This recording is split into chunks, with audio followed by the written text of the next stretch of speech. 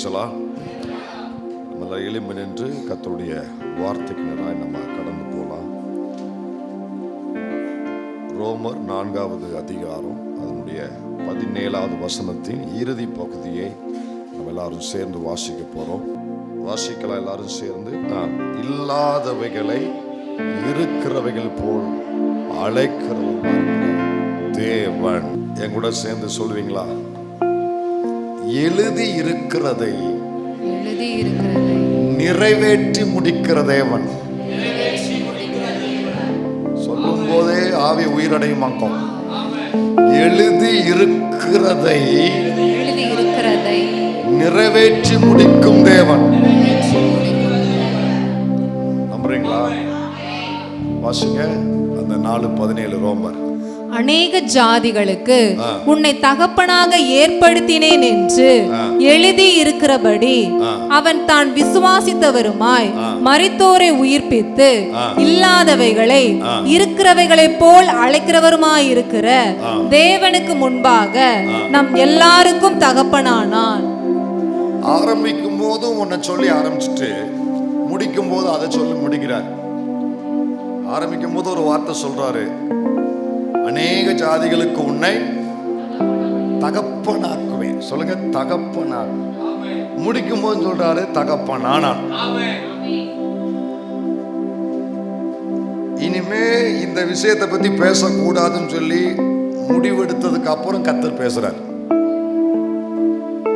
இங்க பாரு சாராளே, நம்ம என்ன வேணாலும் பேசுவோம், ஆனா இனிமே இந்த தகப்பன்கிற வார்த்தையை மட்டும் நம்ம யூஸ் பண்ணக்கூடாது.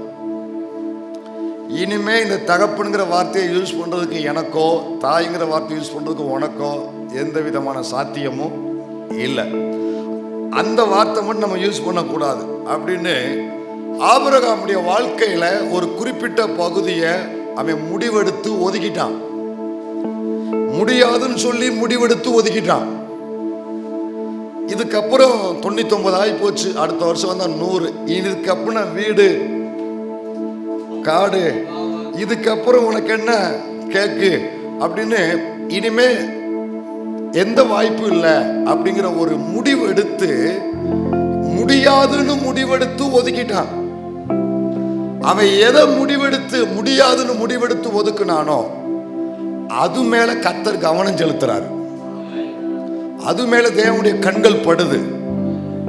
இந்த விஷயத்தை நீ முடியாதுன்னு ஒதுக்கினேல, அது மேல கர்த்தருடைய கண் படுது. இந்த காலை நேரத்தில் எந்த விஷயத்தை நீங்க முடியாதுன்னு முடிவெடுத்து ஒதுக்குனீங்களோ அதன் மேல கர்த்தருடைய கண்கள் இந்த காலை நேரத்தில் படுது. அதன் மேல் தேவன் முழு கவனம் செலுத்துகிறார். இனிமே இது முடியாது, வேண்டாம், ஒதுக்கிற மூளையில போடு, தூக்கி போடு, இனிமே அதை யோசிக்க வேண்டாம் அப்படின்னு நீங்க தூக்கி போட்டதை, மூளையில போட்டதை, முடிவு கட்டினதை அதன் மேல தேவன் முழு கவனமும் செலுத்துகிறார். அந்த காலை நேரத்தில் அங்க சொல்றாரு, உங்க வாழ்க்கையில சில விஷயங்கள் குறிப்பிட்ட எல்லை வரைக்கும் நீங்க போராடி இருப்பீங்க, முயற்சி பண்ணிருப்பீங்க. உங்களால முடியலன்னு சொல்லி கூட 4 பேரை கூப்பிட்டு நீங்க முயற்சி பண்ணிருப்பீங்க. கடைசியில நீங்களும் முயற்சி பண்ணி முடியல, எல்லாரும் சேர்ந்து முயற்சி பண்ணி முடியலன்னு உடனே இனிமே அந்த காரியத்தை என்ன செஞ்சிருவோம்?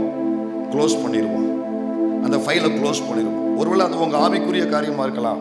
சில விஷயத்தை நீங்க ஆவிக்குரிய விஷயத்துல எதிர்பார்த்துருப்பீங்க, நான் வாஞ்சிச்சிருப்பீங்க, ஆண்டவர்கிட்ட கதறிருப்பீங்க. பட் உங்களால முடியல, இனிமே இப்படிதான் போல, நம்மளால முடியாது போல அப்படின்னு நீங்க சில விஷயங்களை முடிவெடுத்திருப்பீங்க முடியாதுன்னு. அல்லது உங்க சரீர ரீதியா இருக்கு, நீங்க அனுபவிக்கிறதான ரணமான வேதனைகள் இருக்க போறங்க.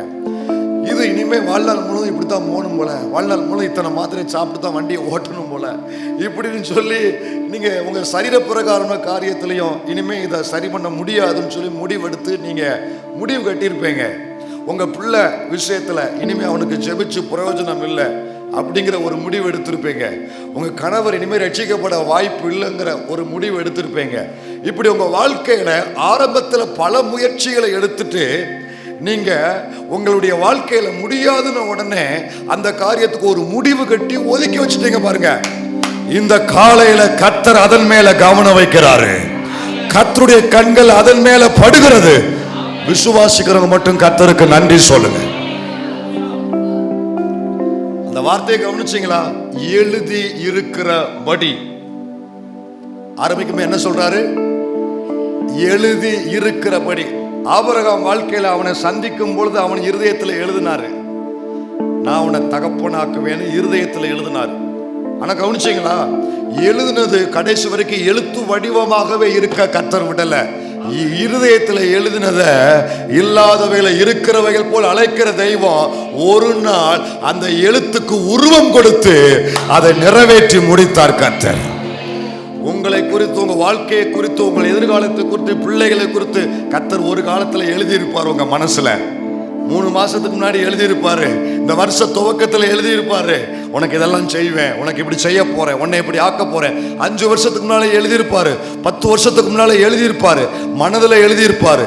எழுதுனது எழுத்தின் வடிவாகவே இருக்க தேவன் விட மாட்டாரு. ஒரு நாள் அதற்கு உருவம் கொடுத்து நிறைவேற்ற அவர் உண்மை உள்ள தெய்வம். நம்பிக்கை இருக்கிறவங்க கர்த்தரை மகிமைப்படுத்துங்க. அல்லேலூயா. அவர் கொடுத்ததே, அவர் சொன்னதே, அவர் வாக்கு பண்ணினதே ஒரு நாள் நிறைவேற்றுவதற்காக, ஒரு நாள் நிறைவேற்றுவதற்காக ஒரு நாள் உங்களுக்கு கொடுத்திருக்கிறார். கொடுக்கும்போது இவனுக்கு இந்த சூழ்நிலை இருக்கா, இப்படிப்பட்ட அனுகூலமான வாய்ப்பு இவனுக்கு இருக்கா, இப்படிலாம் கர்த்தர் பார்க்க மாட்டார். இவனுக்கு 4 பேர் உதவி செய்ய ஆள் இருக்கிறாங்களா, சப்போர்ட் பண்ண ஆள் இருக்கா, இவனை நம்பி இந்த வசனத்தை கொடுக்கலாமா, இவனுக்கு இதை நிறைவேற்ற முடியுமா. உங்களுக்கு ஒரு வாக்குத்தத்தத்தை கர்த்தர் கொடுக்கிறார் பாருங்க. கொடுக்கும் பொழுது உங்களை குறிச்சோ உங்க குடும்பத்தை குறிச்சோ நீங்க ஜெபிச்சு முடிச்ச உடனே ஒரு வார்த்தையில கொடுப்பாரு பாருங்க. அப்படி கொடுக்கும் பொழுது இதுக்கு அனுகூலமான சூழ்நிலை இருக்கான்னு கர்த்தர் பார்க்க மாட்டார். ஏன்னா எதையும் செய்கிற தேவன் தான் எனக்கு வாக்கு பண்ணுகிறாரு. அவர் எதையும் செய்வார். நான் பார்க்கிறேன்ல, என்னுடைய ஒரே பார்வையில் ஒட்டுமொத்த இந்த பூமியவோ இந்த வானத்தை என்னால பார்க்க முடியாது. இவ்வளவு பெரிய வானத்துக்கு கீழே இருக்கிற இவ்வளவு பெரிய பூமிக்குள்ள இருக்கிற உலகம், பூமி வேறு உலகம் வேறு, தெரியுமில்ல? அது பூமிக்குள்ள உலகம் இருக்கு, சரியா? பூமியில நிறைய இருக்கு, அதில் உள்ள ஒரு உலகமும் உள்ள இருக்கு. இவ்வளவு பெரிய வானத்துக்கு கீழே இருக்கிற இவ்வளவு பெரிய பூமிக்கு உள்ள இருக்கிற அந்த உலகத்துக்குள்ள இன்னும் அதை பிரிச்சு சொன்னோம்னா ஆசியா கண்டங்கிற ஒரு பகுதியில், இன்னும் அதுல இந்திய தேசங்கிற இன்னொரு பகுதியில், அதுல தென்னிந்தியாவில் தமிழ்நாட்டில் தூத்துக்குடி மாவட்டம், கோவில்பட்டி வட்டம், உங்க தெருவெல்லாம் போட்டீங்கன்னா நான் தம்மா துண்டாயிருவேன். நான் தம்மா துண்டாயிருவேன். ஏன் சொல்றேன்னா, இவ்வளவு பெரிய தேவனுக்கு என் தம்மா துண்டு பிரச்சனையை சரி பண்றது ஒரு பெரிய காரியமே அல்ல. ஒரு சின்ன விஷயத்துக்கு நான் எவ்வளவு பெரிய முயற்சி எடுக்கிறேன் தெரியுமா? ஆண்டவர் உட்கார்ந்த இடத்துல வானத்தை அளந்துருவார். உட்கார்ந்த இடத்துல வானத்தை அளக்கிற தேவனை நீங்கள் நானும் ஆராதிக்கிறோம். வசனம் வாசித்தா உங்களுக்கு உயிர் போறோம் பாருங்க. வாசிங்க, ஏசாயா 40:12 வாசிங்க. தண்ணீர்களை தமது கைப்பிடியால் அளந்து வானங்களை ஜானளவாய் பிரமாணித்து. நம்ம ஒரு காலத்துல அளந்து வச்ச காரியத்தை நம்ம தேடிட்டு போனோம். ஆனா இவர் எல்லாவற்றையும் அளக்கிறவர். இவர் கவனிங்க,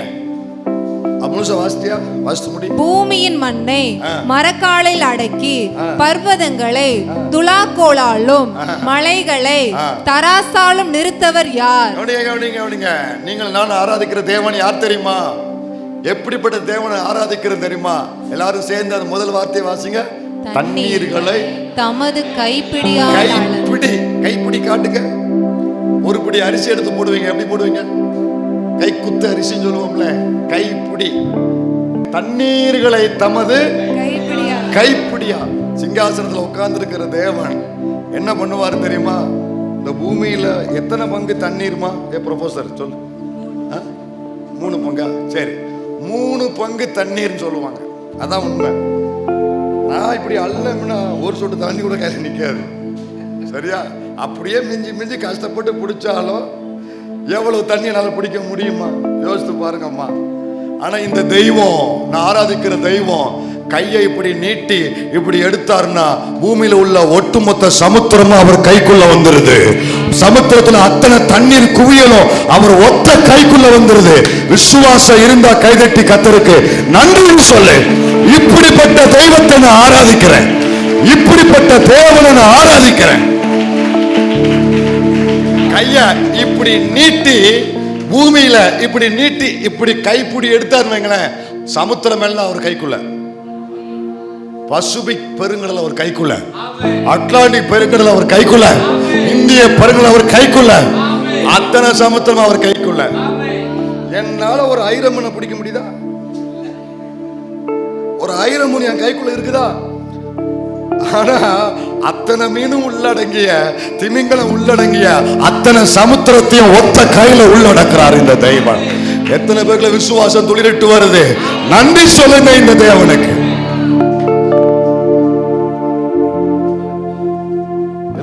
யோசிச்சு பார்த்தீங்களா? அந்த கடலுக்குள்ளதான் அவ்வளவு திமிங்கலம் கிடக்குது. அந்த திமிங்கலம் எதுக்கு உண்டாக்குறது தெரியுமா? நம்ம பிள்ளைங்க பிறந்து வளர்ந்து அந்த பிள்ளைங்க விளையாடுறதுக்கு என்ன வாங்கி கொடுக்குறோம்?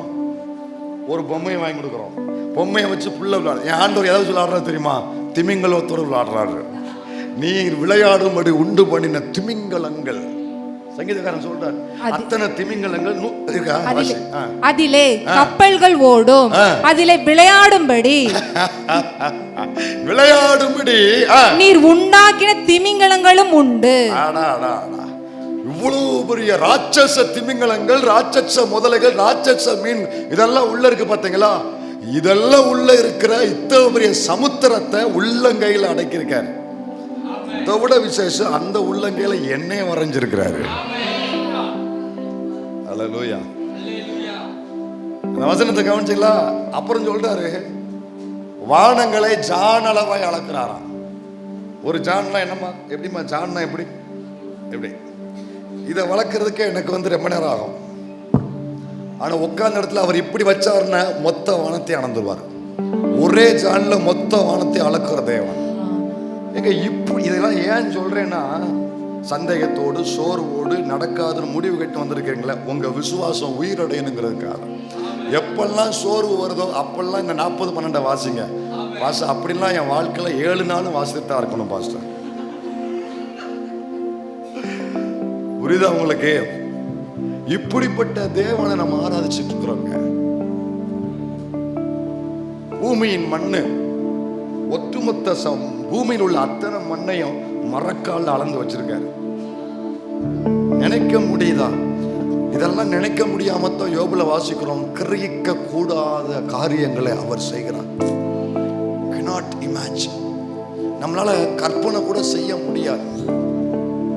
மலை இருக்குல்ல, மலைகள், மேற்கு தொடர்ச்சி மலை, கழுகு மலை, குரு மலை, என்ன இமயம் மலை, எண்ணெய மலை இருக்கு. அத்தனை மலையும் வெயிட் போட்டு வச்சிருக்காரு. ஒவ்வொரு மலையும் என்ன இடம்னு அவருக்கு தெரியும் பிரதர். அத்தனை வெயிட் போட்டு வச்சிருக்காரு. நான் என் வீட்டு கதவை போடுறதுக்கு நான் அவ்வளவு பாடுபடுறேன். உடஞ்சு போன கதவை சரி பண்ண முடிய மாட்டேங்க எத்தனையோ ஒரு வீட்டுல. ஆனா ஆண்டவர் சமுத்திரத்துக்கு கதவு போட்டிருக்காருங்க. 38:8 யோபுல சொல்றாரு. 38:8 கற்பத்திலிருந்து உதிக்கிறது போல் சமுத்திரம் புரண்டு வந்த போது அதை கதவுகளால் அடைத்தவர் யார்? சமுத்திரம் அப்படியே பிரவாகித்து வந்துச்சா, அப்படியே அதுக்கு டோர் போட்டாரு. அத கதவுகளால் அடைச்சு அதுக்குள்ள வாசைனா தாழ்பால் எல்லாம் போட்டிருக்காரு. அதுக்கு மேகத்தை அதற்கு வஸ்திரமாகவும் இருளை கவனிங்க, கடலுக்கு ட்ரெஸ் போட்டிருக்காரு. கடலுக்கு சட்டை தான் மேகம். இருளை அதற்கு புடவையாகவும் நான் உடுத்தின போதும் அது கீழ் சட்டை, இவங்க மேல் சட்டை. நான் அதற்கு எல்லையை குறித்து அதற்கு தாழ்பால்களையும் கதவுகளையும் போட்டு தாழ்பால் போட்டிருக்காருயா கடலுக்கு ஆண்டவர். இந்த வானிலை அறிக்கையில, இந்த விளம்பரத்துல கடலுக்குள்ள இத்தனை ஆழத்துல, இத்தனை அகலத்துல, இத்தனை அழுத்தத்துல, இத்தனை ரிக்டர் அளவுல வந்துச்சுன்னு சொல்றாங்க பாருங்க. என்னது சுனாமி வந்து சொல்றாங்க பாருங்க. அதெல்லாம் போட்டு திகைச்சு போகாதீங்க. நீங்க சிம்பிளா சொல்லுங்க, ஆண்டவர் டோரை திறந்து விட்டாரியா. ஒரு மொத்த டோரையும் திறந்தா தாங்காது. ஒரு ஓரத்தை திறந்து விட்டாரு. ஒரு ஓரத்தை அப்பப்போ ஓரத்தை ஜப்பானுக்கு அடிக்கடி திறந்து விடுறாரு. இந்தியாவுக்கு எப்பயோ திறந்து விடுறாரு. அல்லேலூயா. இது உங்களுக்கு தெரியாது, இந்த டோரு கடலுக்கு தெரியும். அதான் அவங்க அவ்வளவு வேகமா வந்தால பக்கத்துல வந்தவொடனே புஷ்ஷுன்னு போயிருது. ஏன்னா உண்டாக்கும் பொழுது அதுக்கு கதவு போட்டது அதுக்கு தெரியும்.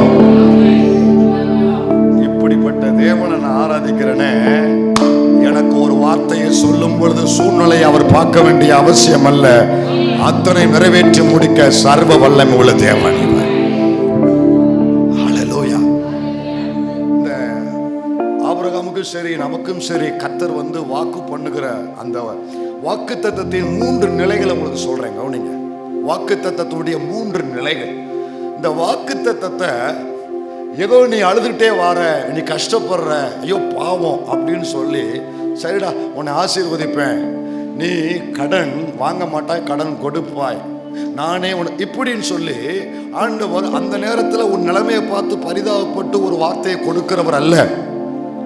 நீங்க கஷ்டப்படும் போது மனுஷன் வந்து உங்க கஷ்டத்தெல்லாம் பார்த்து நீங்க 4 கஷ்டத்தை சொன்ன உடனே இறங்கி அப்படியா பாவம் இதை வச்சுக்கோங்க, இந்தா உனக்கு நான் இதை செய்கிறேன் அப்படின்னு. இது எதன் அடிப்படையில்னா உங்க கஷ்டம் தெரிஞ்சனால பரிதாபத்தின் அடிப்படையில்.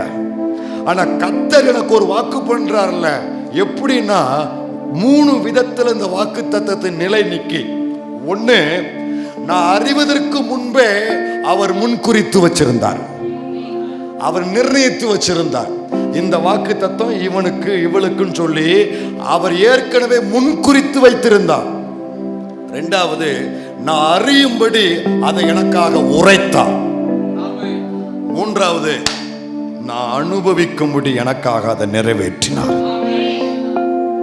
1 முன்குறித்தார், 2 உரைத்தார், 3 நிறைவேற்றினார். ஒரு வாக்கு தத்தத்துக்கு இத்தனை நிலைமை இருக்குங்க. வாசிங்க பார்க்கலாம். ஏசாயா 14:24 வாசிங்க. ஏசாயா 14:24 வாசிங்க. நான் நினைத்திருக்கிறபடியே நடக்கும், நான் நிர்ணயித்தபடியே நிலை நிற்கும் என்று சேனைகளின் கர்த்தர் ஆணையிட்டு சொன்னார். நன்றி சொல்ல எத்தனை பேர் விரும்புறீங்க? 27 பாருங்க. சேனைகளின் கர்த்தர் இப்படி நிர்ணயித்திருக்கிறார், யார் அதை வியர்த்தமாக்குவான்? உங்களுக்கு இதை செய்ய வேண்டும் என்று, இந்த வாக்குத்தத்தத்தை கொடுக்க வேண்டும் என்று சொல்லுவதற்கு முன்பு 5 வருஷத்துக்கு முன்னாடி சொன்னார்ல, 3 மாசத்துக்கு முன்னாடி சொன்னார்ல, அன்னையார் திருப்புன்னு சொல்லல, அதை சொல்ல வேண்டும் என்று ஏற்கனவே அவர் மனதில் நிர்ணயித்து வைத்திருந்தார். அந்த நிர்ணயித்து வைத்திருந்ததனால சொல்றாரு, யார் அதை வியர்த்தமாக்குவான்? இன்னும் கொஞ்சம் கலோக்கியெல்லாம் கொஞ்சம் கெத்தா கர்த்தருக்குள்ள நம்ம வசனத்தை பிடிச்சொல்லாம். உங்களுக்கு கொடுக்கப்பட்ட வார்த்தத்தை ஒரு பய உடைச்சு போட முடியாது, ஒருத்தரும் அதை பிடுங்கி போட முடியாது. எத்தனை பேர் நம்புறீங்க? அதான் சொல்றாரு, கர்த்தர் நிர்ணயித்திருக்கிறாரு, உன்னை இப்படி ஆக்கணும்னு கர்த்தர் நிர்ணயித்திருக்கிறாரு. யாரையும் அவியர்த்தமாக்க முடியும்? யார் அதை இல்லாமல் ஆக்க முடியும்? என்னை ஆசீர்வதிக்கணும்னு தெய்வம் தீர்மானம் பண்ணிட்டாருன்னா அதை மாத்தி அமைக்க பூமியில ஒரு சக்தியும் கிடையாது. கர்த்தர் உங்களை ஆசீர்வதிக்கணும், உன் நிலைமையை மாத்தணும் அப்படின்னு அவர் மனசுல நிர்ணயித்து வைத்திருக்கிறார். வாக்குத்தத்தம் கொடுப்பதற்கு முன்பு நிர்ணயித்து வைத்திருந்தார். இந்த வருஷம் துவக்கத்துல பாலானது பயிர்நிலம் ஆகும் சொல்லி 1ஆம் தேதி காலையில தான் சொன்னாரு. ஆனா அதுக்கு முன்னாலேயே இதை சொல்லணும்னு சொல்லி மனதில் நிர்ணயித்து வைத்திருந்தார். உங்களுக்கு கொடுப்பதற்கு முன்பதாகவே தெய்வம் இருதயத்தில் நிர்ணயித்து வைத்திருக்கிறார். அவர் உள்ள நினைச்சிருக்கிறதா எனக்கு கொடுத்திருக்கிறாரு. அவர் நினைச்சிருக்கிறத தடுக்க முடியுமா? யாரும் கெடுக்க முடியுமா? இன்னைக்கு நான் அனுபவிக்கிற ஆசீர்வாதமா இருக்கட்டும், இன்னைக்கு என் கையில் இருக்கிற நன்மைகளா இருக்கட்டும், இது எல்லாமே கர்த்தர் இருதயத்தில் நிர்ணயித்ததை இன்னைக்கு என் கையில வந்து சேர்ந்திருக்கு. எனக்கு வாக்கு தத்தமாய் வந்ததா இருக்கட்டும், அல்லது சில வாக்கு தத்தம் நிறைவேறி இருக்கலாம், இது எல்லாமே எங்க ஸ்டார்ட் பண்ணப்பட்டதுன்னா ஆண்டவர் மனதில் தீர்மானித்தார். நன்மையா இருந்தாலும் சரி, நான் படுகிற சில உபத்திரவமா இருந்தாலும் சரி, சில பாதைகளா இருந்தா, பேதுரு பிரசங்கம் சொல்லுவார், அப்போஸ்தலர் 2ல பேதுரு சொல்லுவார் 23, அப்போஸ்தலர் 2:23 வாசிங்க. 2:23. அப்படி இருந்தும் தேவன் நிர்ணயித்திருந்த ஆலோசனையின் படியேயும் அவருடைய முன்னறிவின் படியேயும் ஒப்பு கொடுக்கப்பட்ட அந்த இயேசுவை நீங்கள் பிடித்து, கவனிங்க, சொல்லப்பட்டிருக்கிறது, இயேசுவை பிடித்து தேவகுமாரன் அவரை பிடிக்க வரும்பொழுது நான் தான் சொன்னவனே என்ன நடந்துச்சு? பின்னிட்டு விழுந்தாங்க. அப்படிப்பட்ட தெய்வத்தை ஒருத்தன் பிடிக்க முடியுமா? அப்படிப்பட்ட தேவனை இந்த பொல்லாத மனிதர்கள் சேர்ந்து சிலுவையில் அறைய முடியுமா? ஏன் பிடிச்சு அரைஞ்சாங்கன்னா தேவன் நிர்ணயித்திருந்தாரு. அவர் நிர்ணயித்தபடினால தான் நடக்க தவிர மற்றபடி யாரும் மேல கை போட முடியாது. நம்புறவங்க மட்டும், விசுவாசிக்கிறவங்க மட்டும். ஆண்டவரே இப்படி விட்டுட்டீங்க, நம்பிக்கையோட இருந்தேன், விட்டுட்டீங்க. விட்டுற மாட்டேங்க நினைச்சேன், இப்படி விட்டுட்டேங்க. அவங்க முன்னால இவங்க முன்னால இந்த அளவுக்கு நான் ஆளாக்கிட்டேன். ஏன் ஆண்டவர் இப்படி விட்டுட்டீங்க? அவங்கெல்லாம் ஒண்ணு கூடி பேசி கூட்டம் கூட்டு பேசி அவங்க ரொம்ப என்னை விட பலசாலிகளோ, அதனால என்னை மேற்கொண்டாங்களோ. உன்னை விட அவர்கள் பலசாலிகள், உன்னை விட ஞானவான்கள், உங்களை விட பின்னணியம் உள்ளவர்கள், அதனால உங்களை மேற்கொண்டுட்டாங்களோ? இல்ல இல்ல, ஒத்த உலகமோ ஒத்த உன்னை ஏத்து வந்தாலும் உன்னை மேற்கொள்ள முடியாது. ஏன் உனக்கு இந்த பாதை அப்படின்னா, அவர் நிர்ணயித்திருந்தார். அவர் நிர்ணயித்திருந்ததுனால தான் நடக்க தவிர மற்றபடி யாரும் உன் மேல ஒரு கையும் போட முடியாது. உன் முடிய கூட எண்ணி வைத்திருக்கிறேன்னு சொன்னாரு. சித்தமில்லாம ஒரு முடியும் விழாதுன்னு சொன்னாரு. அப்படி இருக்கும்போது இத்தனை பெரிய அவமானம் பாடுகள் ஏன்? அவர்களுடைய சாமர்த்தியத்தினாலேயோ, அவர்களுடைய பலத்தினாலேயோ, அவர்களுடைய அந்த வன்கண்ணாலேயோ அல்ல, கர்த்தர் இதை எனக்கு நிர்ணயித்து இருக்கிறார். என்னை விட அவங்க எல்லாம் பலசாலி, அதனாலதான் எனக்கு இப்படி அவங்க இப்படி பண்ணிட்டாங்க. இல்ல, அப்படி யாரும் சொல்லாதீங்க. உங்க வாழ்க்கையில அனுபவிக்கிற பாதைகளை கர்த்தர் நிர்ணயித்திருந்ததுனால தான் பிலாத்துட்டு சொல்லுவார். பிலாத்து முன்னால இயேசு நிற்பாரு. என்னை விடுதலையாக்க, உம்மை விடுதலையாக்க எனக்கு அதிகாரம் உண்டு தெரியுமா? உடனே எக்கே பேசாத இயேசு அங்க மட்டும் பேசினார். ஓய், மேல இருந்து அதிகாரம் வல்லாட்டா என் மேல உனக்கு அதிகாரம் இல்லைன்னா. உங்க கையில இருக்கிற ஆசீர்வாதமும் சரி, நீங்க அனுபவிக்கிற சில பாடுகளின் பாதையும் சரி, கர்த்தர் நிர்ணயம் வைத்திருக்கிறார். அதனால அது நடக்கு. வாக்குத்தத்தம் என்ன செய்யப்படும்? முதல்ல நிர்ணயிக்கப்படும். நிர்ணயிக்கப்பட்டு ரெண்டாவது என்ன நடக்கும் அப்படின்னா, அதுக்கப்புறம் தான் உரைப்பான் மனசுல. உங்க பிள்ளை உங்கள்ட்ட ஒன்று கேக்கு, வண்டியில போகும்போது கேட்குது, அதை வாங்கி கொடுக்க உங்களால முடியும். பாவம் ரொம்ப கெஞ்சி கேட்குறான். நீங்க போய் இறங்கி தான் வாங்கி கொடுப்பீங்க. ஆனா அதுக்கு முதல்ல மனசுல தீர்மானம் பண்ணிடுவீங்க. கேட்டுக்கிட்டே இருப்பான், கொடுத்துருவோன்னு சொல்லி தீர்மானம் பண்ணிடுவீங்க. கர்த்தர் முதல்ல மனதுல தீர்மானம் பண்றாரு. மனதுல அவர் வாக்கு கொடுப்பதற்கு முன்பு மனதுல தீர்மானம் பண்ணுகிறார். அதுக்கப்புறம் தான் உரைப்பான்.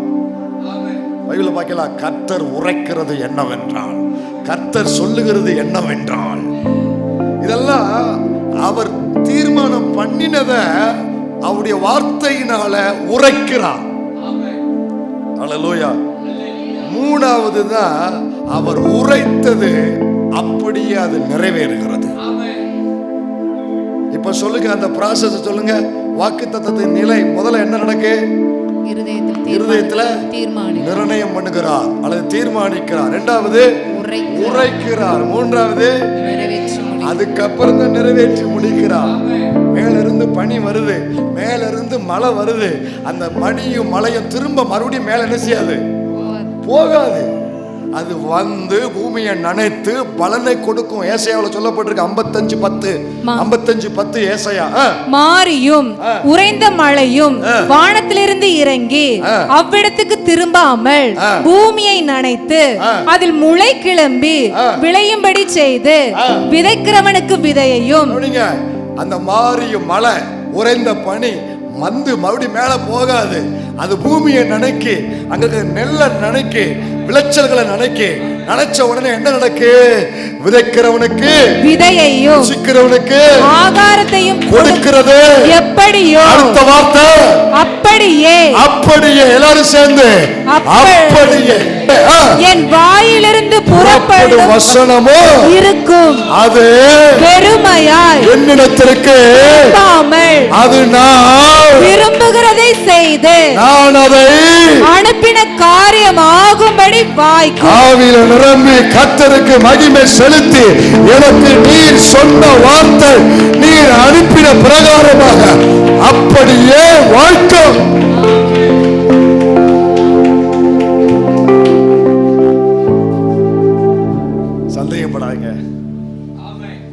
சந்தேகப்படாதீங்க. இன்னும் சந்தேகம் இருந்தா இன்னும் ஒரு வார்த்தை சொல்றேன். இதுக்கு மேல இப்ப எல்லாருக்கும் இப்ப ஹீல் ஆயிருக்கும். இன்னும் இந்த ஐசியூன்னு சொல்லுவாங்கல்ல, அதுக்கு என்னது? ஐசியூக்கு அடுத்து இன்னொன்று இருக்கு. அதை வந்து ஒண்ணுமே ஒண்ணுமே செய்ய முடியாது. அந்த மாதிரி கேட்டகரியில் இருக்கிறவங்க இன்னொன்னு சொல்றேன், அவர் எனக்கு உரைத்தது நடக்குங்கிறதுக்கு ஒரு அடையாளம் சொல்றேன். எத்தனை பேருக்கு இந்த அனுபவம் கர்த்தர் தீர்மானித்து எனக்கு உரைத்திருக்கிறாருங்கிற அனுபவத்தில் இருக்கிறீங்க? எனக்கு என் பர்சனலா, என் லைஃபுக்கு, என் பிள்ளைக்கு, என் ஸ்பிரிச்சுவலுக்கு, என் விஷனுக்கு, என் மிஷனுக்கு, என் மினிஸ்ட்ரிக்கு, என் சர்ச்சுக்கு, என்னுடைய வாழ்க்கை எதிர்காலத்தை என் பிள்ளைக்கு கர்த்தர் வாக்குத்தத்தம் உரைத்திருக்கிறார் அப்படிங்கிற நம்பிக்கை உள்ளவங்க எத்தனை பேருக்கு இருக்கிறாங்க? இவ்வளவு பேருக்கு உரைத்திருக்கிறாரு. ஆனா இதுல எத்தனை பேருக்குள்ள சந்தேகம் இருக்குன்னு தெரியுமா? இதுல முக்காவாசி பேருக்குள்ள சந்தேகம் இருக்கு. ஏன்னா காலம் தாமதம் ஆனல. இப்ப ஒன்ன சொல்றேன், அவர் உரைத்திருக்கிறது நிறைவேறி தீரும். வாசிங்க 41, ஏசாயா 41 14 இருந்து வாசிங்க. ஏசாயா 41 14 இருந்து வாசிங்க. யாக்கோபு என்னும் பூச்சியே, இஸ்ரவேலின் சிறு கூட்டமே, பயப்படாதே, நான் உனக்கு துணை நிற்கிறேன் என்று கர்த்தரும் இஸ்ரவேலின் பரிசுத்தருமாகிய உன் மீட்பர் உரைக்கிறார். இதோ போரடிக்கிறதற்கு நான் உன்னை புதிதும் கூர்மையுமான பற்களுள்ள எந்திரமாக்குகிறேன். கவனிங்கம்மா, மீட்பர் உரைக்கிறார். மீட்பர் உரைக்கிறார். என்ன உரைக்கிறாரு? போரடிக்கிறதுக்கு நான் உன்னை புதிதும் கூர்மையுமான பற்களுள்ள எந்திரமாக்குகிறேன். என்ன ஆக்குவாரு? எந்திரமாக்கு. என்ன ஆக்குவாரு? எந்திரம். எந்திரம். மிஷின், ஜேசிபி இருக்குல்ல, புல்டோசர் இருக்குல்ல, ஆங்கிலத்தில் அப்படித்தான் இருக்கு. Bulldozer, JCB, crane. கிரைன் இல்ல, ஜேசிபி, புல்டோசர். இத போல ஒண்ணு ஆக்குவேன். மலையை உடைச்சு நொறுக்குதுல, ட்ரில்லர். இத போல ஆக்குவேன். ஜேசிபியை போல ஆக்குவேன். எந்திரத்தை போல ஆக்குவேன். மிஷினை போல ஆக்குவேன். அடுத்து மலைகளை மிதித்து நொறுக்கி குன்றுகளை பதருக்கு ஒப்பாக்கி விடுவாய். இன்னைக்கு ஒரு மலையை பேர்க்கணும்னா எதை கொண்டு வராங்க? ஜேசிபிய, அந்த புல்டோசர், பெரிய பெரிய மிஷின். அதுக்குன்னு ராட்சச மிஷின்லாம் இருக்குல்ல, இதெல்லாம் கொண்டு வந்து தான் என்ன செய்றாங்க? மலைகளை மிதிச்சு நொறுக்கி குன்றுகளை பதருக்கு ஒப்பாக ஆக்குறாங்க. கவனிங்க, பெட்ரோல் இல்லாத, டீசல் இல்லாத, மின்சாரம் இல்லாத, எந்தவித எந்திரமும் இல்லாத, மிஷினும் இல்லாத அந்த நாட்கள்ல இந்த மிஷினை பத்தி கர்த்தர் அன்னைக்கே பேசியிருக்கிறார். அன்னைக்கு பேசினது இன்னைக்கு அந்த மிஷின் வந்திருக்கா இல்லையா? இன்னைக்கு அந்த எந்திரம் வந்திருக்கா இல்லையா? இவைகள் அத்தனையும் வந்திருக்கா இல்லையா? முடிக்கல. கவனிங்க, ஒரு மிஷினை குறித்து சொன்னதே வந்திருக்குமானா தான் பிள்ளைய குறித்து சொன்னது நிறைவேறுகிறது. அதிக நிச்சயம் தானே, உண்மைதான, சத்தியம் தானே. கைகளை தட்டி கர்த்தருக்கு நன்றின்னு சொல்லு. ஒரு மிஷினை குறித்து சொன்னது நிறைவேறுக்குமானா உன்னை குறித்து சொன்னது, உன் குடும்பத்தை குறித்து சொன்னது நிறைவேறும், நிறைவேறும்.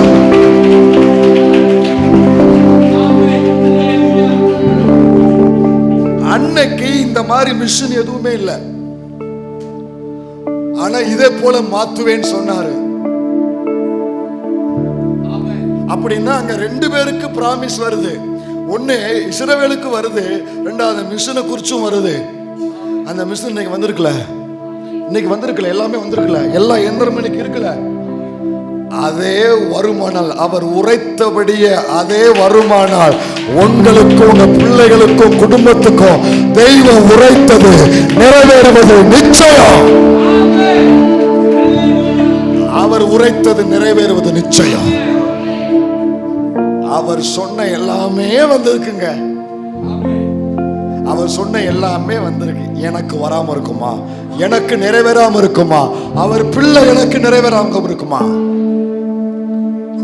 இப்போ வந்துருச்சா விசுவாசம்? நிச்சயம் நிறைவேறும். ஆனா இதுல ஒரு விஷயம் நீங்க கவனிக்கணும். அவர் உரைத்தது எனக்கு நிறைவேறும். அவர் எனக்கு உரைத்தது அவர் குறித்த நேரத்தில் எனக்கு என்ன செய்யும்? நிறைவேறும். ஆனா இந்த பிள்ளைங்க, இந்த வாக்குத்தத்தம் பெற்ற பிள்ளைங்க என்ன செய்யறாங்கன்னா, உரைத்திருக்கிறார், நிறைவேற போது. இதுக்கு இடைப்பட்ட நேரத்தில் ஆண்டவர்கிட்ட ஒன்று ஒன்றா கேட்குறாங்க. கேட்டு கேட்டு வரல, ஏமாந்து போயிருந்தாங்க. ஏமாந்துட்டு ஆண்டவர்கிட்ட கேட்குறாங்க, என்ன ஆண்டவரே எனக்கு கேட்டது எதுவுமே கிடைக்கல, கேட்டது எதுவுமே நீ கேட்டது எதுவுமே உனக்கு கிடைக்காது. ஏன்னா நீ கேட்டு கேட்டு வாங்குற பிள்ளை இல்ல, வாக்குத்தத்தம் பெற்று அந்த வாக்குத்தத்தத்தை சுதந்திரித்து கொள்ளுகிற பிள்ளை. கேட்டு கேட்டு வாங்குற பிள்ளை இல்ல. ஒரு கஷ்டம், ஒரு தேவை வருது, கேட்டு வாங்கி கேட்டு வாங்கி கேட்டு வாங்கி ஒவ்வொரு வீட்டுக்கும் போய் வாங்கி ஒவ்வொரு வீட்டுக்கும் போய் வாங்கி அந்த பிள்ளை நான் இல்ல. நான் கேட்டு வாங்குற பிள்ளை இல்ல, வாக்குத்தத்தம் பெற்று வாக்குத்தத்தை சுதந்திரிக்க போகிற பிள்ளை. இந்த விசுவாசம் வந்தவங்க மட்டும் ஆண்டவருக்கு ஸ்தோத்திரம் பண்ணுங்க. ஆபிரகாம் அபிமெலேக்கு குடும்பத்துக்காக ஜெபம் பண்றான். அவன் ஜெபத்தை கேட்டு அபிமெலேக்கு கர்த்தர் குழந்தையை கொடுக்கிறார். அவன் ஜெபத்தை கேட்டு அபிமெலேக்கு கர்த்தர், ஆனா அந்த காரியத்துக்காக தான் இவன் ஜெபிச்சுக்கிட்டு இருக்கான் வருஷ கணக்கா. சில நேரத்துல நான் ஜெபிச்சு நிறைய பேருக்கு அந்த சம்பவம் நடந்துரும். நம்ம ஜெபிச்சு நீங்க ஜெபிச்சு நல்லா இருப்பாங்க, நீங்க ஜெபிச்சு அந்த தொழில் நடந்துரும், நீங்க ஜெபிச்சு அவனுக்கு கிடைச்சிடும். ஆனா அந்த காரியம் உங்களுக்கு கிடைக்காது. நீங்க ஜெபிச்சு அவனுக்கு வயிற்று வலியும் தலைவலியும் சுகமாயிடும், ஆனா உன் தலைவலி உன்னோட இருக்கும். நீ ஜெபிச்சு குழந்தை பிறக்கு, ஆனா உனக்கு இன்னும், நீ ஜெபிச்சு அவன் எழும்பியிருந்தான், அவன் நல்லா இருக்கான், அவன் ஸ்டாண்ட் பண்ணியிருந்தான், ஆனா உன் நிலைமை இன்னும். இப்போதான் ஆண்டு ஒன்று கற்றுக் கொடுத்தாரு. அவருக்காமே அபிமெலேக்குக்கு வாக்குத்தத்தம் கிடையாது, பசிக்கும் போது கேட்டு வாங்கிட்டு போறவன். ஆனா நீ யார் தெரியுமா? நீ யார் தெரியுமா? தெரிந்து கொள்ளப்பட்டவன், அழைக்கப்பட்டவன், வாக்குத்தத்தம் பெற்றவன். வாக்குத்தத்தம் நிறைவேறுவதற்காக நீ எனக்கு காத்திருக்கிற பிள்ளை.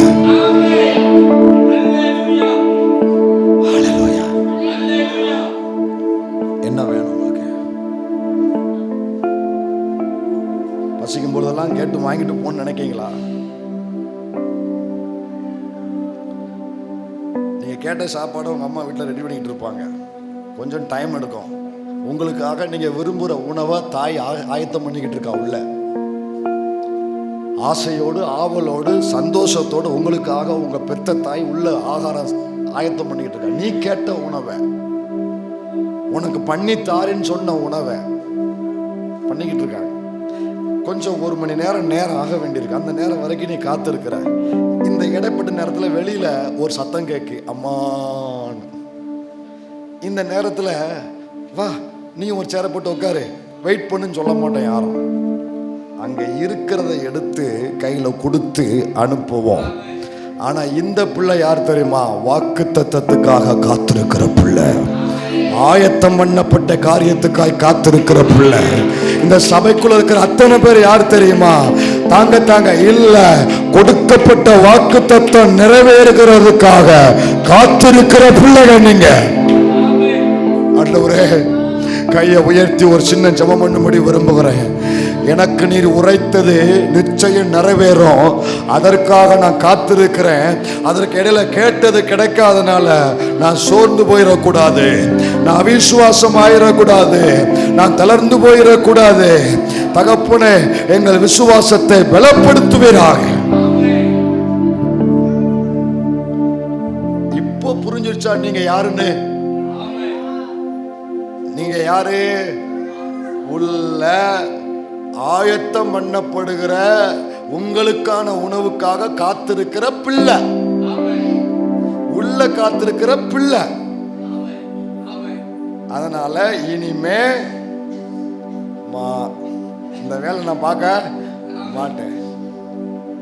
ஆயத்தம் பண்ணியது சரி முடிஞ்சிச்சுன்னா அது எனக்கு தான். யாரு கொடுக்க போறாங்க? அப்பா உங்களுக்கு யாரு கொடுக்க மாட்டாரு. உங்களுக்கு ஆயத்தம் பண்ணது உங்களுக்கு தான். ஏங்க, நான் கூட உங்களுக்கு தாரேன்னு சொல்லிட்டு கோபத்துல பக்கத்துல உள்ள கொடுத்துட்டு போயிடலாம். ஆனா இந்த தெய்வம் யாரு நான் சொல்றேன், உங்களுக்குன்னு உன்னை குறித்தத உங்களுக்கு மட்டும்தான் கொடுக்கிற தேவன். ஏன்னா இது நியூ கவர்னன்ட், புது உடன்படிக்கை. அதை பத்தி சாயங்காலம் பேசுவோம். அப்பதான் இது இன்னும் நல்லா புரியும். எனக்குன்னு ஒன்று ஆயத்தம் பண்ணிட்டாரு, எனக்கு தான் வந்து சேரும். வேற யாரு கொடுக்க போறா? உங்க அம்மா சமைச்சது, கஷ்டப்பட்டு சமைச்சது யாருக்கு? உங்க அம்மா சமைக்கிறது யாருக்கு? உங்க அம்மா சமைக்கிறது உனக்கு தானே, உங்களுக்கு தானே. தகப்பன் உங்களுக்கு ஆயத்தம் பண்றது உங்களுக்கு தான். அந்த வாக்கு தத்துவம் உங்களுக்கு தான். ஆபிரகாமுக்கு ஆண்டவர் இப்படித்தான் உரைத்து கொண்டே இருந்தார் பாருங்க. அவர் நிறைய அவனுக்கு உரைத்தார். ஆனா அதுல முக்கியமா உரைத்தது ஒரு வார்த்தை 17:5 ஆதியாகமத்துல, ஆதியாகமம் 17:5 முக்கியமா ஒண்ணு சொன்னாரு. வாசிங்க 17:5. இனி உன் பேர் ஆபிராம் என்னப்படாமல் நான் உன்னை திரளான ஜாதிகளுக்கு தகப்பனாக ஏற்படுத்தினபடியால். அவனுக்கு எத்தனை ஆசீர்வாதம் கொடுத்தாலும், வாக்குத்தத்தம் கொடுத்தாலும் ரொம்ப பிரதானமானது இதுதாங்க. எங்க இந்த ஒரு வாக்குத்தத்தம் தான் புதிய ஏற்பாடு வரைக்கும் டிராவல் ஆகுது. மற்றபடி இன்னும் ஆசீர்வதிப்பேன், ஜபிக்கிறோன்னு இதெல்லாம் அது அந்த நேரத்துக்கு. மாற்றபடி இந்த ஒண்ணு மட்டும் இன்னைக்கு வரைக்கும் டிராவல் ஆகிட்டு இருக்கு.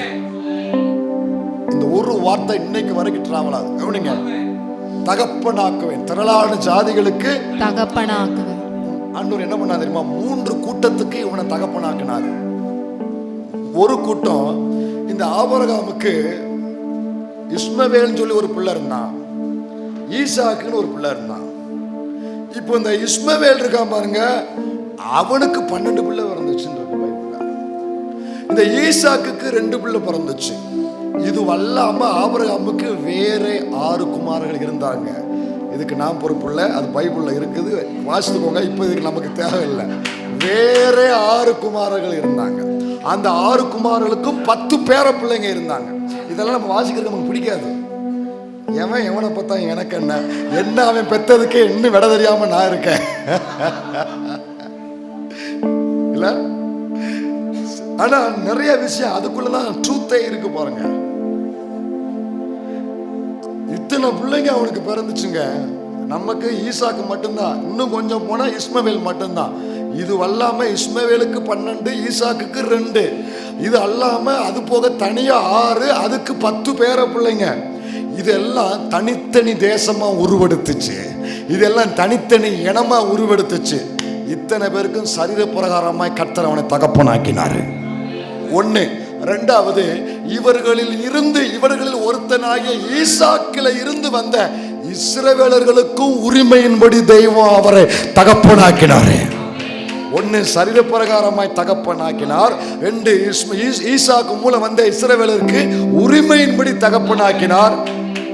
இதெல்லாம் தாண்டி இன்னும் ஒரு கூட்டம் இருக்கு. 4:11 வாசிக்க பார்க்கலாம். ரோமர் 4:11. ரோமர் 4:11. மேலும் விருத்த சேதனம் இல்லாத காலத்தில் அவன் விசுவாசத்தினாலே அடைந்த நீதிக்கு முத்திரையாக விருத்த சேதனமாகிய அடையாளத்தை பெற்றான். விருத்த சேதனம் இல்லாதவர்களாய் விசுவாசிக்கிற யாவருக்கும், விருத்த சேதனம் இல்லாதவர்களாய் விசுவாசிக்கிற யாவருக்கும் நீதி எண்ணப்படும் பொருட்டாக அவர்களுக்கு அவன் தகப்பனாய் இருக்கும்படிக்கும். இது 3வது கூட்டம். இது யாரு நான் சொல்றேன், கவனிங்க. இந்த 3வது கூட்டம் யாருன்னா, இந்த 3வது கூட்டம் இவர்கள் பிறப்பினாலும் இவர்கள் சரீர பிரகாரமா ஆபிரகாமை தகப்பன் கூப்பிட முடியாது. இஸ்ரவேலர்கள் மாதிரி உரிமையின்படியும் கூப்பிட முடியாது. ஏன்னா இவங்க எல்லாரும் காணியாட்சிக்கு புறம்பானவர்கள், வாக்குத்தத்தத்துக்கு தூரமானவர்கள், உடன்படிக்கைக்கு தூரமானவர்கள். ஆனா இயேசு சிலுவையில மரித்து திரைச்சீலையை கிழித்து நமக்கு புதிதும் ஜீவனுமான மார்க்கத்தை உண்டு பண்ணி வைத்ததுனால ஒரே ஒரு கண்டிஷன். என்ன கண்டிஷன்? அவரை விசுவாசிக்கணும், அவர் மேல நம்பிக்கை வைக்கணும். அந்த ஒரே ஒரு விசுவாசத்தை அவர் மேல வச்ச உடனே இந்த கூட்டம் நீதிமான்களாய் மாறுகிறாங்க, ரட்சிக்கப்படுகிறாங்க. இவர்கள் ஆபிரகாமின் சந்ததி என்று அழைக்கப்படுறாங்க. முடிக்கல. ஏன்னா ஆபிரகாமும் பழைய ஏற்பாட்டுல தேவனை விசுவாசித்து நீதிமானாய் மாற்றப்பட்டான். புதிய ஏற்பாட்டுல இந்த கூட்டத்தாரும் தேவனை விசுவாசித்து அவருடைய குமாரனாக இயேசுவை விசுவாசித்து நீதிமான்களை மாற்றப்படுகிறாங்க. இந்த வரிசையில கர்த்தர் மெர்ஜ் பண்ணி இவர்கள் நீயும் விசுவாசித்து நீதிமானா மாறின, இந்த கூட்டமும் விசுவாசித்து நீதிமான்களை மாற்றப்படுகிறாங்க. எனவே நீ இந்த கூட்டத்துக்கு தகப்பனாய் இருக்கிறாய். யாரும் சொல்லல, யாரும் சொல்லல. கலாத்தியர் 3:7 வாசிங்க. இவங்களுக்கு ஒரு பேர் கொடுக்கப்பட்டிருக்கு. கலாத்தியர் 3:7 இவங்களுக்கு ஒரு பேர் கொடுக்கப்பட்டிருக்கு. வாசிங்க. ஆகையால் விசுவாச மார்க்கத்தார்கள் எவர்களோ அவர்களே ஆபிரகாமின் பிள்ளைகள் என்று அறிவீர்களாக. என்ன மார்க்கத்தார்? விசுவாச மார்க்கத்தார். இவங்க பேர் என்ன பேரு? விசுவாச மார்க்கத்தார். விசுவாச மார்க்கத்தார். விசுவாச மார்க்கத்தார். அங்க சொன்னாரு விருத்த சேதனம் இல்லாதவர்கள். இவங்க வேற யாரும் இல்ல, தமிழ்நாட்டுல தூத்துக்குடி மாவட்டம் கோவில்பட்டி வட்டத்துல மந்தித்தோப்பு ரோடுல சத்தியமுழக்க சபைக்குள்ள உட்கார்ந்து இருக்கிற இவர்கள் தான் இந்த விசுவாச மார்க்கத்தார். இவர்களுக்கு தான் ஆபிரகாம் தகப்பன். இவர்கள் தான் ஆபிரகாமின் சந்ததியினர். இது இன்னைக்கு தீர்மானிக்கப்பட்டதில்லை. ரொம்ப என்ன யோசிக்க வச்சு கர்த்தருக்கு நன்றி சொல்ல வேண்டிய ஒரு வசனம் உண்டு. அதிலே கலாத்தியர் 3:7 அடுத்து 3:8 வருது பாருங்க, வாசிங்க. மேலும் தேவன் விசுவாசத்தினாலே புறஜாதிகளை நீதிமான்கள் ஆக்குகிறார் என்று. நிறுத்தி எல்லாரும் கவனிக்கணும்னு ஒண்ணு பைபிளை பாருங்க அல்லது இங்க டிவியாவது பாருங்க. தேவன் விசுவாசத்தினாலே புறஜாதிகளை. யார? புறஜாதிகளை. யார? இதுக்குள்ள ஸ்டீவன் இருக்கான், இதுக்குள்ள இங்க இருக்கிற தம்பிமார்களும் பாஸ்டர் இங்க இருக்கிற சகோதரர்களும் இங்க இருக்க அத்தனை பேர் இருக்கிறாங்க. இதுக்குள்ள இருக்கிறவங்க எல்லாம் இப்போ ஒரு ஆமீன் சொல்லுவாங்க.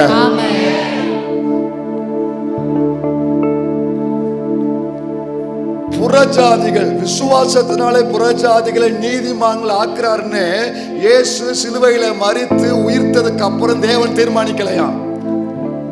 உற்று கவனிங்க. நீதிமான்கள் ஆக்குறார் என்று வேதம் முன்னாக கண்டு. எங்க அதை வாசித்து முடிச்சுட்டு போவோம். முன்னாக கண்டு, முன்னாக கண்டு உனக்குள் சகல ஜாதிகளும் ஆசீர்வதிக்கப்படும் என்று. எங்க 22:18 ஆதியாகமம் 22:18. உங்களை என்ன எங்க கண்டாரு தெரியுமா? எங்கேயே ஆபிரகாமோட கனெக்ட் பண்ணி வச்சாரு தெரியுமா? ஆபிரகாமுக்குள்ள நம்மளை எப்ப வச்சாரு தெரியுமா? வாசிங்க. நீ என் சொல்லுக்கு கீழ்ப்படிந்தபடியினால் உன் சந்ததிக்குள் பூமியில் உள்ள சகல ஜாதிகளும் ஆசீர்வதிக்கப்படும் என்றும் என் பேரில் ஆணையிட்டேன் என்று. சகல ஜாதிகளும். சகல ஜாதிகளும். அங்க வந்துருச்சா? புற ஜாதிகள் அங்க வந்துருச்சு. அப்ப எங்க கண்டாருன்னா ஆபிரகாம் ஈசாக்க பலிபீடத்துல கடத்தி கர்த்தர் குறுக்க வந்து கத்தியை நிறுத்தி தடுத்து நிறுத்தி ஆட்டுக்கடாவை காமிச்சு பலியிட்டதுக்கு அப்புறம் அவனை ஆசீர்வதிக்க போகும்போது, ஆபிரகாமே இன்னைக்கு நீ என்னை விசுவாசிச்சல, நீ நீதிமானை உன்னை மாத்திட்ட, இதுல இருந்து சரியா 2000 வருஷம் கழிச்சு இந்த பூமியில உனக்கு எப்படி இங்க ஒரு ஆட்டுக்கடா வச்சிருந்தேனோ மனுக்குலத்துக்காக என் குமாரனை தேவ ஆட்டுக்குட்டியை நான் அனுப்புவேன். அவர் இந்த பூமியில வந்து பலியாகி ரத்தம் சிந்தி புதிய உடன்படிக்கை ஏற்படுத்துவாரா? அப்ப ஒரு பெரும் கூட்டம் அவர் மேல விசுவாசம் வைக்கும். அவர்களை நீதிமானாய் மாற்றுவேன், அவர்களை ஆசீர்வதிக்க போறேன். அதனால் உனக்குள்ள அவர்கள் ஆசீர்வதிக்கப்படுவாங்க. நீ விசுவாசித்து ஆசீர்வதிக்கப்பட்ட மாதிரி அவர்களும் விசுவாசித்து ஆசீர்வதிக்கப்படுவாங்க. எனவே அவர்களும் சந்ததி என்று அழைக்கப்படுவார்கள். அவர்களுக்கு நீ தகப்பனாவாய். இதுல பியூட்டி என்னன்னா, உங்களை என்னைய மோரியா மலையிலேயே கர்த்தர் முன்னாக கண்டு, வேதம் முன்னாக கண்டு. உள்ளத்துல ஒரு சந்தோஷம் இல்ல, வாயில ஒரு நன்றி வரல. ஆபிரகாம் தன் குமாரனை பலியிட்டாரே, அந்த இடத்துல நம்மளை கண்டிருக்கிறாருங்க. வேதம் முன்னாக கண்டு. சுவாசத்தினாலே புறஜாதிகள் நீதிமான்கள் ஆக்குவார் என்று கர்த்தர் முன்னாக கண்டு. பவுலுக்கு பின்னாலதான் தெரியும், பேதுருவுக்கு பின்னாலதான் தெரியும், ஸ்டீவனுக்கு பின்னாலதான் தெரியும், இங்க இருக்கிறவருக்கு பின்னாலதான் தெரியும். தேவன் முன்னாலேயே உங்களை என்னும் கண்டா. அந்த சந்தோஷம் உள்ள இருதயம் இருக்கிறவங்க விசுவாசத்தோடு, ஆண்டவரே இந்த ஏழைய இந்த எளியவன எவ்வளவு பெரிய ஸ்தானத்துல, எவ்வளவு பெரிய மகிமையான ஸ்தானத்துல வச்சிருக்கிறேங்க.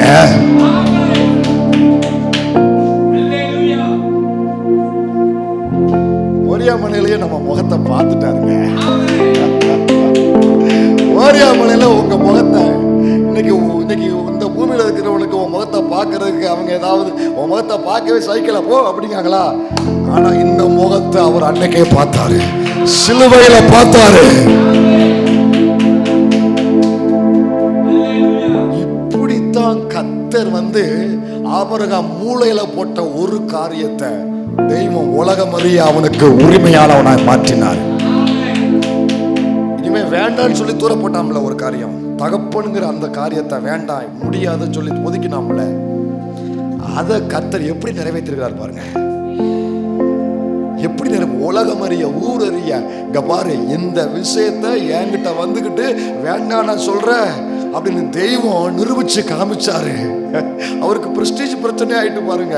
நான் அழைச்சு வந்திருக்கிற என் முன்னால நின்று கொண்டு இது ஏன் என்னால முடியாது, என் வீட்டுல ஒருத்தன் இருக்க அவனை வச்சு செய்யுங்கன்னு சொல்லி ஏன் ஒதுங்குற? நோ, நான் வேற ஆப்ஷனுக்கு போக மாட்டேன். நீ தான், உன்னை கொண்டுதான், உன் மூலம் மட்டும்தான். இது முடியல, இதை வச்சு செய்யுங்க. நீ யாரு அவருக்கு ஆலோசனை கொடுக்க? அழைச்சவர் அவரா நீயா? அவர் அழைச்சாரு, நான் வந்திருக்கிறேன், நான் ஆலோசனை கொடுக்க வேண்டாம். அத அவன் வேண்டான்னு மூளையில போட்டது தூரம் போட்டு மறந்த விஷயத்த கர்த்தர் எந்த அளவுக்கு அதை நிறைவேற்றி அவனை உரிமையான கர்த்தர் மாற்றினாரு.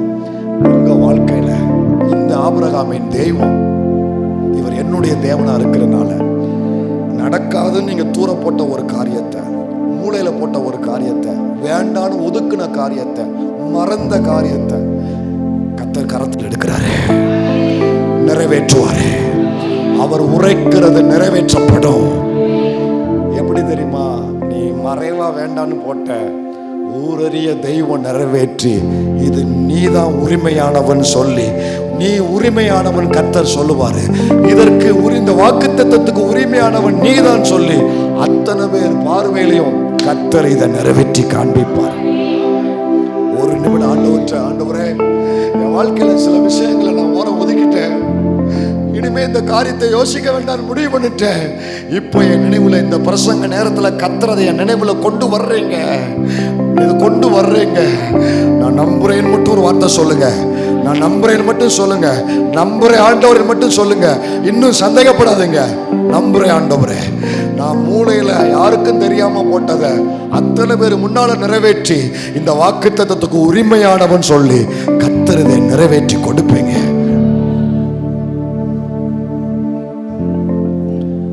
நான் கேட்கறத நீ செஞ்சா, நீ இப்ப ஜெபிக்கிறத நான் செய்வேன். ஆண்டவர் என்ன கேட்கிறாரு? 17:1 ஆதியாகமம் 17:1.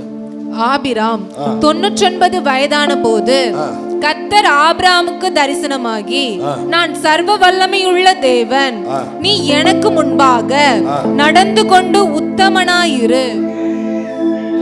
என்னாண்டவரே, 25 வருஷமா உங்க கூட நடக்கிறேன், இப்ப மறுபடியும் எனக்கு முன்னால நடந்து கொண்டு உத்தமனாருன்னு சொல்றீங்க.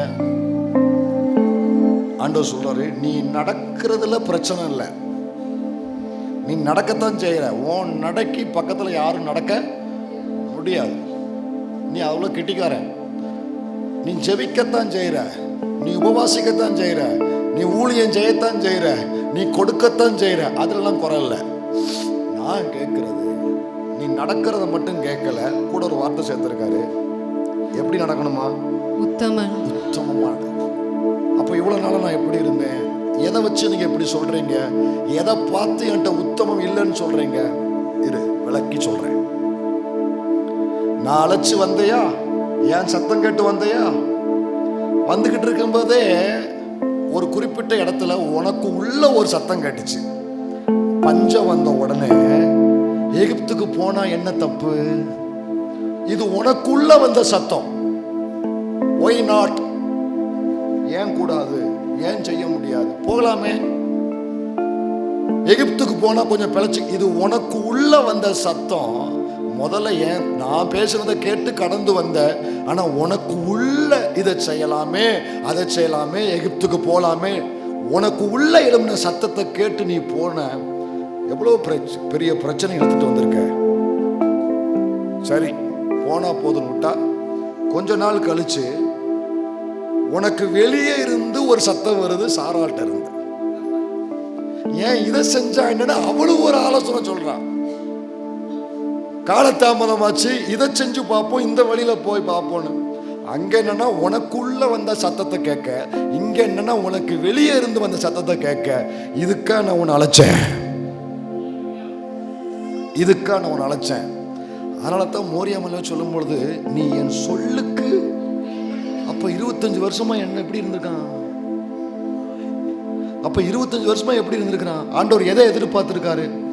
உனக்கு உள்ள இருக்கிற சுய சத்தத்தையும் நீ கேட்காத. அதுவும் சில நேரம், ஒரு சில நேரத்துல நீ அதுல வின் பண்ணிருப்ப. எல்லா நேரத்திலும் உன்னை கவுத்தி விட்டுரும். மற்ற நேரத்துல சில நேரத்துல சிக்கல்ல கொண்டு போய் விட்டுரும். உன் சுய சத்தத்துக்கும் செவி கொடுக்காதீங்க சகோதரிகளே, சகோதரிகளே. வெளியே இருந்து பலர் பலவிதமான ஆலோசனை கொடுப்பாங்களே, அதுக்கும் செவி கொடுக்காதீங்க. கர்த்தருடைய சத்தத்துக்கு மட்டுமே உங்க செவிகளை கொடுப்பீர்கள் என்று சொன்னால் இது அவரால் நிறைவேற்ற முடியும், நிறைவேற்ற முடியும். அவர் என்ன சொல்றாரோ அதுக்கு மட்டும் செவி. இன்னும் ஒண்ணு சொல்லி முடிக்கிறேன். இரண்டாவது கர்த்தர் ஆபிரகாம்கிட்ட என்ன எதிர்பார்த்தாருன்னா, அந்த 17:5 வாசிங்க. 17:5 ஆதியாகமம் 17:5 வாசிங்க. இனி உன் பேர் ஆபிராம் எண்ணப்படாமல் நான் உன்னை திரளான ஜாதிகளுக்கு தகப்பனாக ஏற்படுத்தினபடியால் உன் பேர் ஆபிரகாம் எண்ணப்படும். என்ன வித்தியாசம் பண்ணிருக்காரு சொல்லுங்க? ஆபிரகாம்ங்கிறத என்ன மாத்தி ஆபிரகாம் என்ன செஞ்சிருக்காரு? நிறைவேற்றிருக்காரு, அது தெரியும். ஆபிரகாம் உள்ள என்ன வேலை நடந்திருக்குன்னு கேட்கிறேன். அதான் என்ன மாத்தலாம் இல்ல, இதான் நம்ம செய்த மாத்தல. உன்னை கூட்டி இருக்காரு, எதையும் மாத்தல, எக்ஸ்ட்ரா ஒன்ன ஆட் பண்ணிருக்காரு. காவை ஆட் பண்ணிருக்காரு, அது மட்டும்தான் நடந்திருக்கு. 15 வாசிங்க, இதுலயே 15 வாசிங்க. பின்னும் தேவன் ஆபிரகாமை நோக்கி, உன் மனைவி சாராயை இனி சாராய் என்று அழையாதிருப்பாயாக, சாராள் என்பது அவளுக்கு பேராயிருக்கும். இங்க என்ன பண்ணிருக்காரு? உன்னை வெட்டி தூர எறிஞ்சு இன்னொன்னு வச்சிருக்காரு. அங்க உன்னை ஆட் பண்ணாரு, எதையுமே கட் பண்ணல, ஆட் பண்ணாரு. இங்க உன்னை கட் பண்ணி ஈய தூர எறிஞ்சு இல்ல வச்சிருக்காரு. சிலருடைய வாழ்க்கையில கவனிங்க, கர்த்தர் எனக்கு இந்த காரியங்கள்லாம் செய்யணும். இவ்வளவு தூரம் சந்தோஷப்பட்டீங்களே, உற்சாகப்பட்டீங்களே, இப்பயே மூஞ்சி கீழே போச்சு. இது மனுஷன் இயல்பு.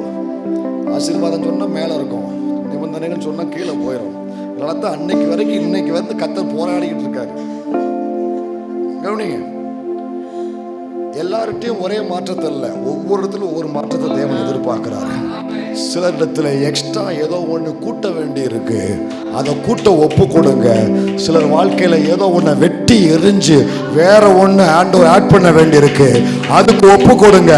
உன் வாழ்க்கையில தேவன் என்ன மாற்றத்தை எதிர்பார்க்கிறாரோ அதற்கு ஒப்பு கொடுப்பீர்கள் என்று சொன்னால் இந்த தேவன் உங்களுக்கு சொன்னதை நிறைவேற்றி முடிக்க உண்மை உள்ளவர். எத்தனை பேர் நம்புறீங்க? உங்களுக்கு தெரியும் தங்கச்சி, உனக்கு தெரியும் உன் வாழ்க்கையில எதை கூட சேர்க்கணும். நான் இன்னும் ஜெபிக்காம இருக்கேன், நான் இன்னும் ஜெபிக்கணும். ஜெபத்தை கூட்ட வேண்டியிருக்கா, உபவாசத்தை கூட்ட வேண்டியிருக்கா, கர்த்தருக்கு விரும்புகிற வாழ்க்கை வாழ கூட்ட வேண்டியிருக்கா, கூட்ட ஒப்பு கொடு. ஏதோ சிலது என் கூட தேவையில்லாத ஒட்டிக்கிட்டு இருக்கு, செத்த பரிமள தைலத்தை அது ஒட்டிக்கிட்டு இருக்கு, அதை வெட்டி எறியறதுக்கு ஒப்பு கொடு. உன் வாழ்க்கையில என்ன உங்களுக்கு தெரியும், பக்கத்துல ஆளுக்கும் தெரியாது, பெத்தவளுக்கும் தெரியாது, உன் பாஸ்டுக்கும் தெரியாது, ஆனா உங்களுக்கு நிச்சயம் தெரியும் என்ன மாற்றத்தை கர்த்தர் எதிர்பார்க்கிறான்னு சொல்லி. இப்ப நீங்க ஒப்பு கொடுக்க ஆயத்தமா இருந்தா செஞ்சிருவாரு, நிச்சயமா நிறைவேற்றுவாரு. அது இந்த தேவனுக்கு சாதாரண விஷயம். வானத்தை பாரு, பூமியை பாரு, இதெல்லாம் நான் ஆளுகை செய்யற தேவன் உன்னுடைய தகப்பன். உனக்கு செய்யறத என்னால செய்ய முடியும். நான் விரும்புகிற அர்ப்பணத்துக்கு ஒப்பு கொடு. எல்லாம்